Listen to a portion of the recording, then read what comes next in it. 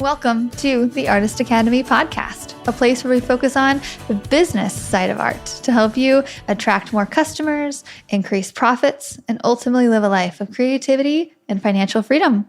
I'm your host, Andrea Earhart, and this week's episode is all about how to pitch and price your offers for maximum holiday sales. So this week, we're diving into sales strategies on how to make extra money around the holiday season. You know, like with winter wonderland windows being a hit this time of year to getting those extra handful of Christmas print sales. Now is the time to focus on those extra marketing efforts. Okay, so let's just start with window painting. You know, I imagine that you listened to last week's episode, so the previous episode with Scot Campbell, the window painting master, and you thought, all right, I can do this. I want to try this. Let's go. But where do you start? You know, say you muster up the courage to approach a business and you hand them a flyer that you made. By the way, we have a template. So all you have to do is download our template. The link's in this episode in the notes, and you can just download it and insert some of your photos and then go. But say you do that and you go up to a business and you say, here's my flyer. I want to paint windows for you. And then they say no. And you're like, okay, never mind. Sorry, I asked. And then the next person you go up to or business or wherever and they say no. And then you keep getting no's and no's and no's. And I'm not going to say that's not going to happen because I've had it happen. I've had students have it happen. I've had people get all automatic yeses, like 0 no's. And I've had people get 0 yeses. So in today's episode, I'll not only be giving you pitching tips and things to say when you come up against those objections, because you'll likely get a lot of them, but how to pitch and price yourself to get that yes from a first-time customer, a cold customer. And this comes about because I have a student within the Artist Academy that I happen to be very fond of. Her name is Grace, and she posted here back in August that she was handing out flyers, and she posted this super cute photo of her holding up her window flyer and she was smiling. It looks so great. And I was like, oh yeah, go Grace, you're doing the thing. She's a very good student, by the way. Like she watches the tutorials and she does the things. I have 0 doubt that this girl is going to make it. So I see her photo and I'm like, yeah, she's doing it. And then I see the caption. So she posted this inside of our Facebook group, our Artist Academy private one. And it starts out with, flyer handouts went badly. And I'm like, oh crap. Okay. So I'm just going to read you a little bit of what she says, because this is worst case. Okay. So if you listen back to Olga Gunn's episode, just a few episodes back, hers is best case. She got an immediate yes, got connected with Amazon, and she's making 6 figures a year later. And it all started with windows, right? So I just want to preface that this is a good thing. It can happen for you. But Grace is just maybe not in the right area she just had a bad time. So she says, today I went out of my comfort zone and handed out flyers for window painting. Next month, the town next door is having a hot air balloon festival. And I thought it would be a cool idea to paint hot air balloons everywhere downtown. Love that idea. She said, I'm running a special for $50 a balloon just to get my foot in the door for the holidays. It was dreadful, all capitals, dreadful. I handed out 15 flyers. 3 people refused to take anything from me at all. Some were bored to hear me talk, and the majority seemed to not even want me there. One business owner was having a really bad day and started sobbing because she thought I was a customer and not actually there to sell her something. So she complained she had no money, so I offered to do it for free. She cried even more. I left buying 2 earrings. One owner in a hair salon was really rude and said that they used to have a window painter, but he chipped the windows with his paint. She wanted nothing to do with me. Another old business owner said that she is known for her windows displays and window art would just cover everything up. You know, one guy said that $50 was too expensive. One worker said the owner was in the bar next door. I went over to peer through the window and decided against going into the dark, creepy bar with the creepy men drinking beer at noon. So yeah, this was a happy photo before I got trampled on. So this happens, right? You go and you approach the wrong business or the wrong people, and it's just the wrong time of day. And I was surprised by handing out 15 flyers that she didn't at least get 1 yes. But after reading this, I immediately thought, this is going to be such a good story for whenever you start to take off, to look back on this and think, just that's hilarious, because she's going to make it, right? She's going to find a way to do this. And actually she did. There is a happy ending to this. So she switched up her method a little bit and she went to the more upscale town next door in this upscale area, and she handed out flyers there, and she got her first window job. And so she's since painted several windows, and she's doing great. She's well on her way.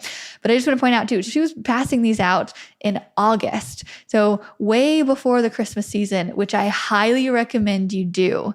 Right? Get that practice, get the first flyer out, because the earlier you do this, the more easy it's going to be around this time of year for them. Maybe they see your face again, or you just have a lot more practice talking to people, combating their objections. So now she has a few Windows customers, but I just want to point out it was an amazing thing that she was starting in August. But this post is one that sparked the idea for this episode, because I was thinking, okay, how can I help her by not just saying, keep going, keep doing the good fight? Like, how can I strategically help her of things to do? And one thing that she already figured out on her own was to maybe go to a more upscale place where they do have money and they can spend a little bit. That's key.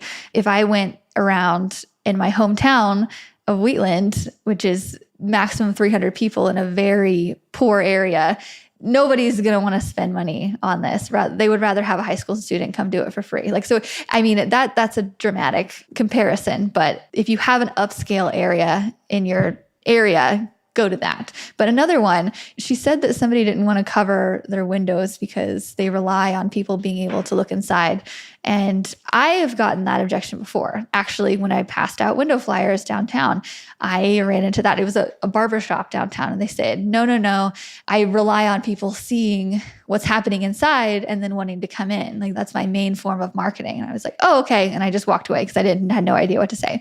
Nowadays, I would at least pitch them something like this. So you could say, here's a design that focuses on framing your store windows with a cute snowy border to emphasize what you offer. It only takes up a small amount of space while adding a fun, festive look to your storefront.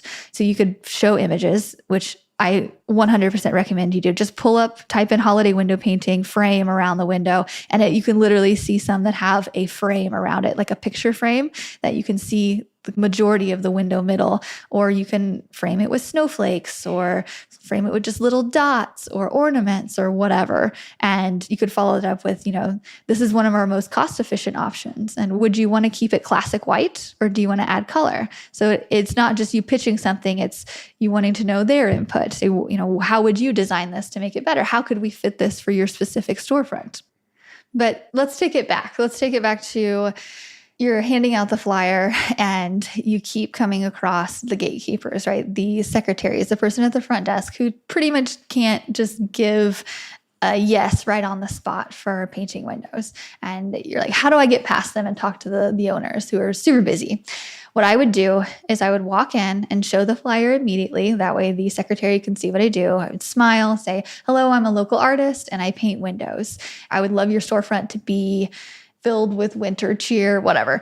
Is there a manager or an owner that I could talk to about this? And she will say, they're busy at the moment, and say, okay, could you lay this on their desk later? I would be really appreciative of it. Also, is there a contact card that I could use to follow up with it tomorrow?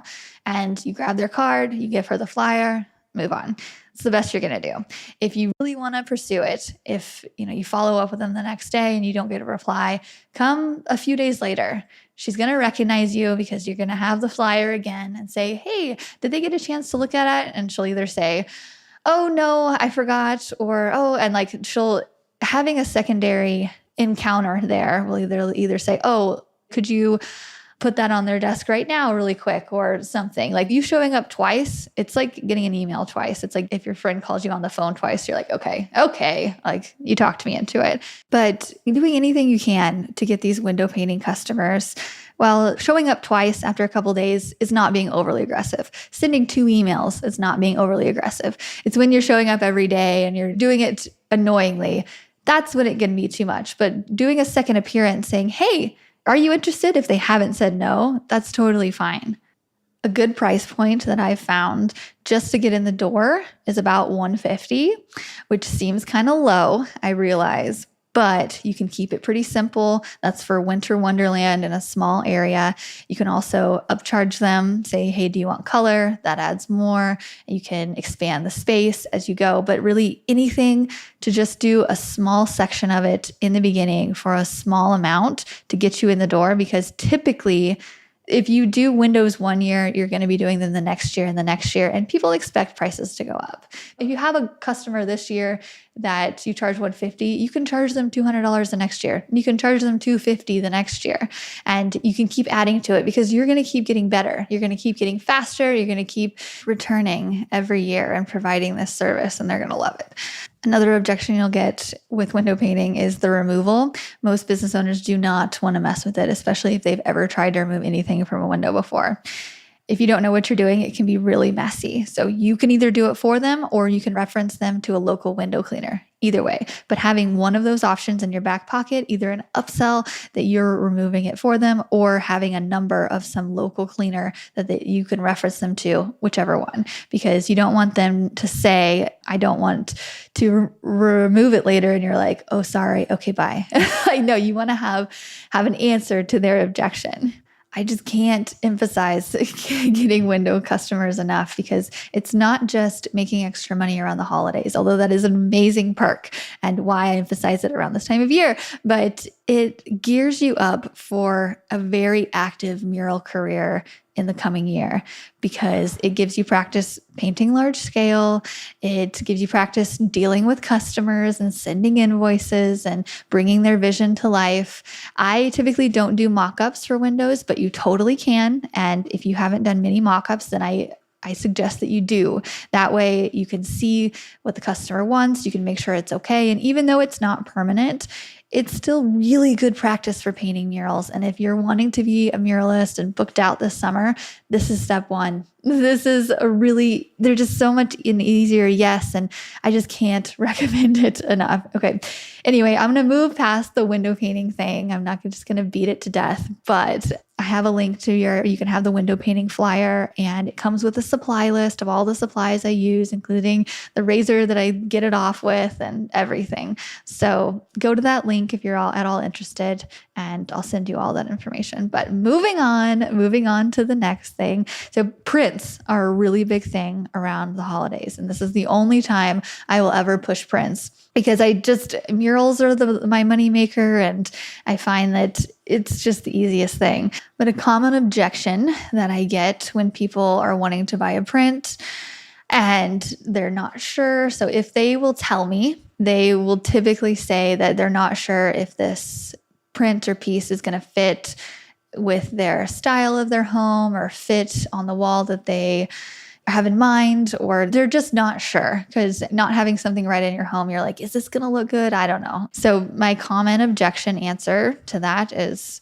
okay, great. How about you just send me a photo of your wall and I'll mock it up really quick. It takes 2 seconds. I do this all the time. It's really no big deal. And if they're interested at all, and they're not just trying to blow you off, they'll take a picture of their living room or their bedroom, and I will put that on Procreate on my iPad, and I'll just insert my print image right in there. And even if they don't take it straight on, you can still skew the image to match. I mean, it literally takes seconds to do this. It's really no big deal. I'll send it to them, and maybe I'll send them 2 different options, a smaller one and a bigger one, and say, hey, this is my medium size. It fits really well, but if you want to make a really bold statement, what about the large one? Also, I have this other one that's really close to it that has more of a pop of color. I noticed you have a lot of black and white. Are you wanting to stay in that scheme, or are you wanting to make this art piece stand out? Like starting the conversation with them. And it's not just a goal of selling your art. Although it is, we're wanting to make money, but it's keeping in mind, does this look good on the customer's wall? Like if I think so, hopefully they think so, but they might think something else looks different. I don't know. But it's just getting inside of their head of, what do you want this space to look like? Do you love a lot of color? Do you like minimalism? Like, what do you want this to look like? And helping them with that. And maybe your art isn't the best thing. Maybe your prints that you currently have are not the best thing. And you could say, oh, I've actually always wanted to paint something that is just exactly what you're describing. My originals start here. And you could have a custom one of a kind piece. We could even make it on a custom canvas to fit, getting that conversation started with them. Don't be afraid to suggest things. But I suggest you send the picture and then say, can I call you really quick to chat about it? On the phone is the easiest way to not get ghosted.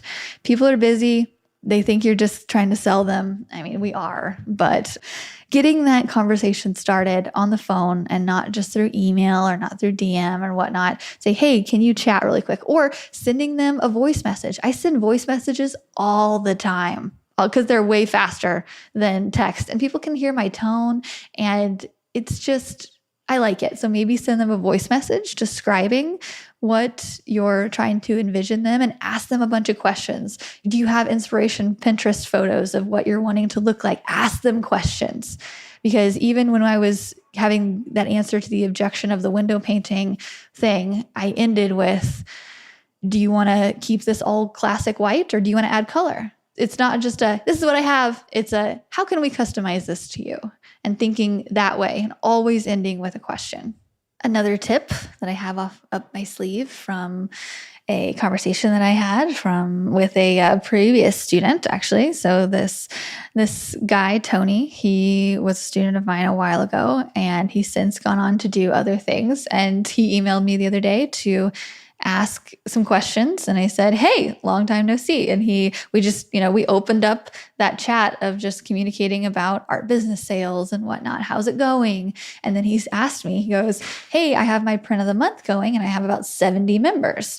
And that's a big thing. He's had this for years. And I used to be subscribed to his, he used to be subscribed to mine. And then after we received so many prints, we stopped, but he's still going. And I love that consistency. And he said, hey, I have 70 members and I just can't seem to break over that 70 something number. Are there any sales strategies that you have that have worked for you or things you suggest? I go, actually, yes. This one that I found that worked for me really well was when I had my print of the month subscription, and you could do this around the holidays with anything.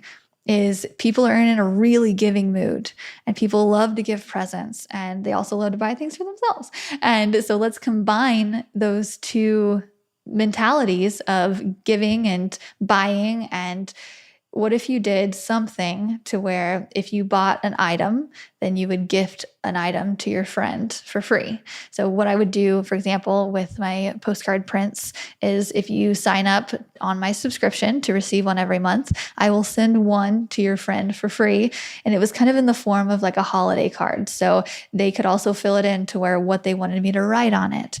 And it was really fun because I got to say those messages. And a lot of it was like, I hope you're doing well. Best wishes on your new venture of this thing and that. Hope the dogs are doing fine. It was fun to write these out. But it did exceptionally well, especially around the holidays, because people are wanting to send things like that. So you could even up it to what I did, and you could show exactly what it is and say, it comes in a red envelope and it has a bow, or it has a picture of a bow on the card. So you could have a specific card that's like a Christmas card that you decorate, and you have that specific one printed out, and you only have a certain number, right? So maybe 30. So you only have 30 of these.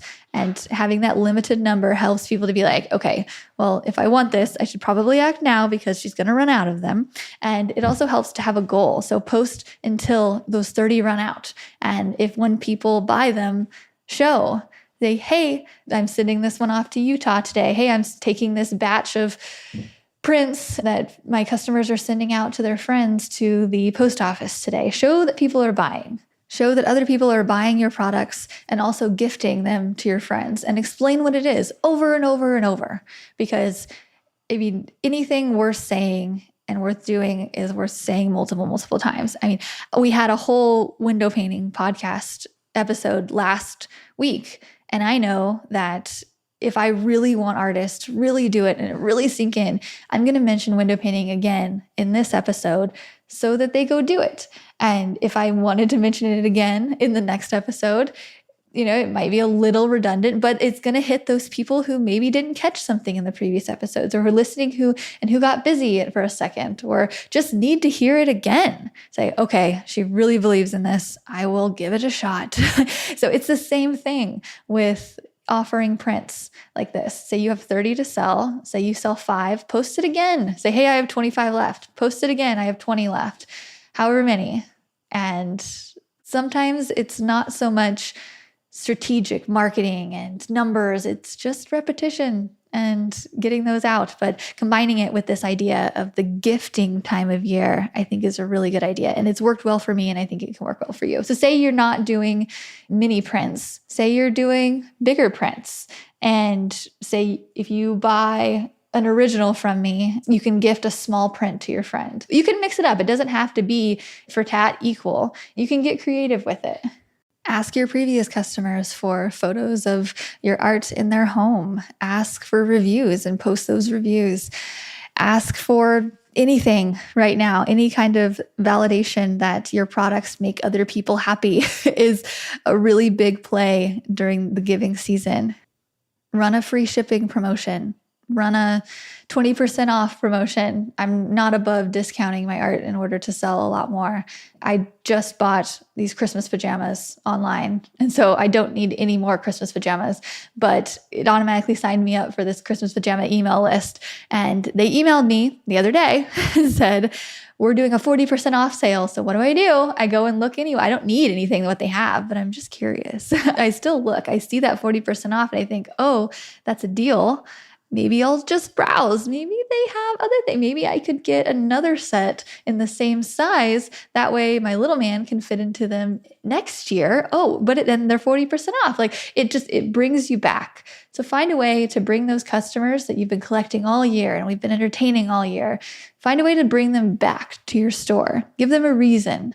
And you can tell yourself, you can focus on painting in January during our 31-day challenge that's coming up, and focus on creating and not doing the salesy stuff later. But for now, just inundate your audience with emails and posts and show them what you have to offer. Show exactly what the price is on something. When you post something, as say, hey, look what I did, or the reel while you're creating it, say, this is $30 or this is $100 or whatever. Show them how much it is. Show them it's for sale. It's okay. Right now is the time to do that. And you can go back to just being nonchalant and entertaining next year, as in when 2024 starts. But right now during the holiday season, people are ready to buy, and buying local is cool. Buying from small businesses is a good thing, and people feel good about it. You just have to have the right product seen by the right person at the right price. And so now's a good time to experiment with that and figure it out and make the mistakes and then try it again. And then next year will be even better. But if you're going to do any kind of marketing at all, just pick one thing. Say, I'm going to do free shipping on Black Friday, or I'm going to do this buy one, gift to a friend, and I'm just going to yell it for 2 weeks straight. Give yourself a time limit. That way, you're not just posting other things, you're posting that thing for the whole week. That way you're seeing, everybody's seeing it. But right now is a good time to do all of that. I'm just repeating that over and over until you get it. But okay, that's all I had for this week. Just some small tips about how to face objections and make more sales. Because that's why you listen to this, right? Is business tips, because we want to make art full time. Yeah, because being a muralist or a painter or an art maker of any kind for your job is the best job. So with that, we have to put in a little bit of effort during the busiest time of year for makers. So I hope you listened to this and you got something from it. And if you could share this on your Instagram or your Facebook or something on your story, and if you tag me, I will gladly reshare it. But I sit down every week and create content for you in order to help other artists. And I just ask that you help me reach more artists. And so we could all just live that life of creativity and financial freedom. Okay, I will see you next week. Thanks so much.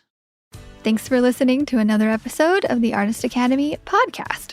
I've been putting out at least one episode per week for more than 4 years on this podcast, and it's really cool to see those download numbers go up and up as time goes on. And that's because artists like you listen and share these episodes. So really, When I say thank you, I mean it. It's really cool to see progress along the way. And anyway, if you like this type of art and business content, then I highly encourage you to get the audio version of my book, Mural Money, with over 15 hours of listening inspiration. I'm currently running a special of just $17 for the audio version. You can go to muralmoney.com to find it. And that comes with a bunch of extras like my art supply list, my pricing guide, recommended book and podcast list, and so much more. I filled that book with tips from my art journey of building a profitable mural career. Plus, I've included the best of the best advice from guests I've interviewed on this podcast. It's the most affordable all-in-one book of advice on art and business that I have. And if you enjoy listening to me here, then I know you'll like the book too, because I read it myself. All 15 hours of it. The book is available on Amazon and Audible normally for $25, but if you go to muralmoney.com, that is where you can grab the special $17 deal while it lasts. If you haven't listened to my book yet, this is your sign to do it. Again, normally $25. I'm running a special for $17, but you have to go to muralmoney.com. That's where you can grab the audio version of it. And that's all I have for you today. So I will see you next week for another episode of the Artist Academy podcast.